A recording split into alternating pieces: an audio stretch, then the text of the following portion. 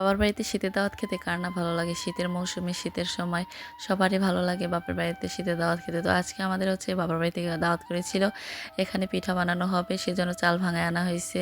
তারপর গরুর মাংস কিনে আনা হইছে। গরুর মাংসগুলো একদম টাটকা ফ্রেশ ছিল, অনেক সুন্দর কিন্তু দেখে বোঝা যাইতেছে। তারপর হচ্ছে চালের গুঁড়িটা এখানে ৬ কেজি চালের গুঁড়ি ছিল।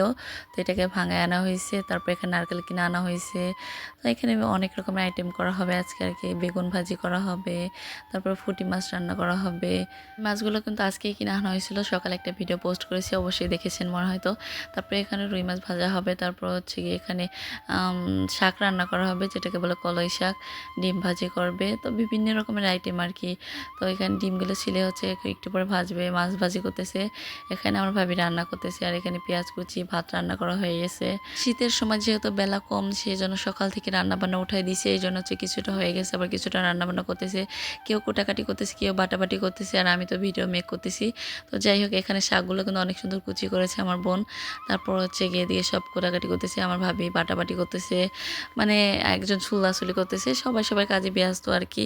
সো সবাই কিন্তু অনেক বেশি কাজ করতেছে আজকে। সারাদিন একটু রোদ ওঠে নাই, ঠান্ডা ঠান্ডা আবহাওয়া, অনেকটা ঠান্ডা লাগতেছিল।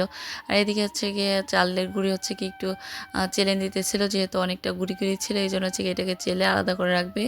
এখানে বেশ পরিমাণ হচ্ছে গিয়ে দানা দানা গুঁড়ি গুঁড়ি ছিল, এই জন্য হচ্ছে চালটাকে চেলে হচ্ছে গিয়ে এটাকে পিঠা বানানো হবে।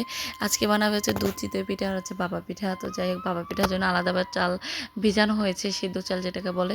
আর এদিকে হচ্ছে গিয়ে আমার মা হচ্ছে মাংসগুলো সাইজ করে নিতেছিল। মাংসগুলো সাইজ একটু বড় বড় ছিল, তো এখানে কাটাকাটি করে নিবে। এখন মাংসগুলো কাঁচা থাকতে এত সুন্দর দেখা যাইতেছিল, বলে বোঝানোর মতো না, একদম ফ্রেশ টাটকা মাংস এনেছিল আমার ভাই কিনে। তো যাই হোক, ও ছোটো মানুষ হিসেবে কিন্তু অনেক ভালো মাংস কিনে আনছে আজকে, ওকে একটা ধন্যবাদ দেওয়া যায় আর কি। তাই এদিকে আমার মা কাটাকাটি করে হচ্ছে সাইজ করে নিতেছিল, আর আমরা বসে বসে অনেক বেশি গল্প করতেছিলাম। যখনই হচ্ছে কি বাবার বাড়িতে দাওয়াত খেতে যায় বা রান্না করতে হয় না, বাসায় যেদিন রান্না করি না সেদিন তো কোনো কাজই করি না, বরঞ্চ হচ্ছে অনেক বেশি অলসতা ধরে যায়। তো যাই হোক, এখানে ভাবিরা কিন্তু বিকেলবেলা চাল বাটাবাটি করতেছিল।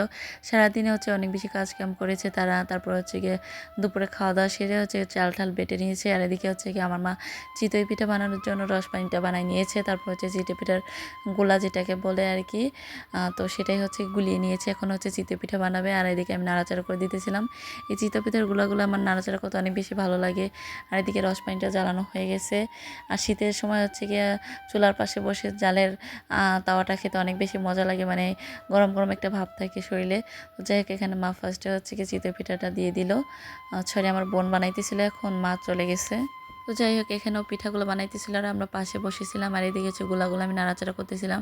আর এদিকে মাংস রান্নাটা কিন্তু হয়ে গেছে পুরোপুরি কমপ্লিট। এই মাংসটা দিয়ে হচ্ছে রাতে চিতই পিঠা খাওয়া হবে, আর হচ্ছে ভিজানো হবে চিতই পিঠা। তো যাই হোক, মাংসের কালারটা কিন্তু অনেক বেশি সুন্দর হয়েছে মাশাআল্লাহ দেখতে। আর এই শীতের সময় চিতই পিঠা দিয়ে গরুর মাংস দিয়ে খেতে কিন্তু আরও বেশি মজা লাগে। গরম গরম চিতই পিঠার সাথে গরুর মাংসটা একদম জমে যায়। তো যাই হোক, এখানে পিঠা কিন্তু হয়ে গেছে অলরেডি। প্রথমটা হচ্ছে কি উঠাই নেবে। পিঠাগুলো কিন্তু মাশাআল্লাহ অনেক বেশি সুন্দর হয়েছে। তারপরে চিতই পিঠা বানানোর পরে হচ্ছে বাবা পিঠাগুলো বানাই নিয়েছে। বাবা পিঠা ভিডিওটা মেক করতে পারিনি। তো যাই হোক, এখানে ছবি তুলে রেখেছিলাম, সেটাই তোমাদের সাথে শেয়ার করলাম।